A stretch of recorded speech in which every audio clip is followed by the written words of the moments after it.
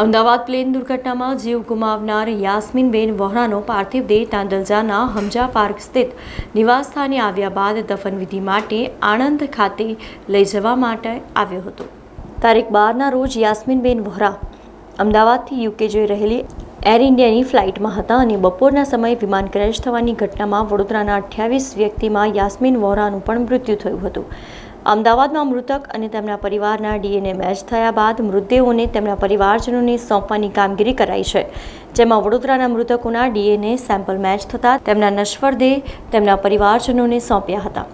Ahmedabad plane દુર્ઘટનામાં જીવ ગુમાવનાર યાસ્મીનબેન વોહરાના પાર્થિવ દેહ તાંદલજાના હમઝા પાર્ક ખાતે પોલીસ એસ્કોર્ટિંગ સાથે તેમના નિવાસસ્થાને લાવવામાં આવ્યો હતો અને અંતિમ દફનવિધિ માટે આણંદ ખાતે લઈ જવામાં આવ્યો હતો। આ અંતિમ યાત્રામાં સોસાયટીના રહીશો, મુસ્લિમ આગેવાનો, રાજકીય અગ્રણીઓ પણ જોડાયા હતા। યાસ્મીનબેન વોરા અમારા તાંદલજા વિસ્તારના, મારા તો પેરેન્ટ્સ પણ થાય, એમનો દીકરો જે અતિકને એ બધા મારા સ્ટુડન્ટ હતા, એ લોકોનું ઇન્તેકાલ થયું હતું। હમણાં એમની દફનવિધિમાં અત્યારે બોડી મળી છે આજે, અને બોડી મળી અત્યારે દફનવિધિ માટે લઈ જઈ રહ્યા છે, એટલે આણંદ ખાતે એમની દફનવિધિ કરવામાં આવશે।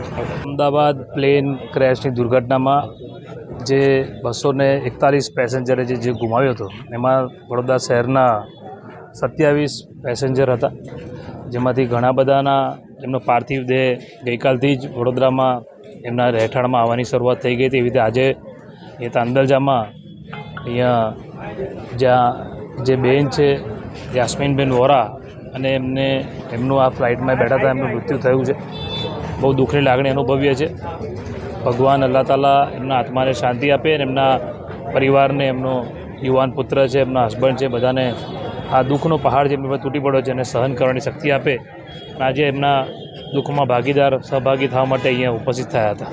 સમાચારોના સતત અપડેટ માટે TNN ન્યૂઝને YouTube પર સબસ્ક્રાઇબ કરી બેલ આઇકોન પ્રેસ કરો અને અમારી સાથે જોડાયેલા રહો Facebook, Instagram અને Twitter ઉપર।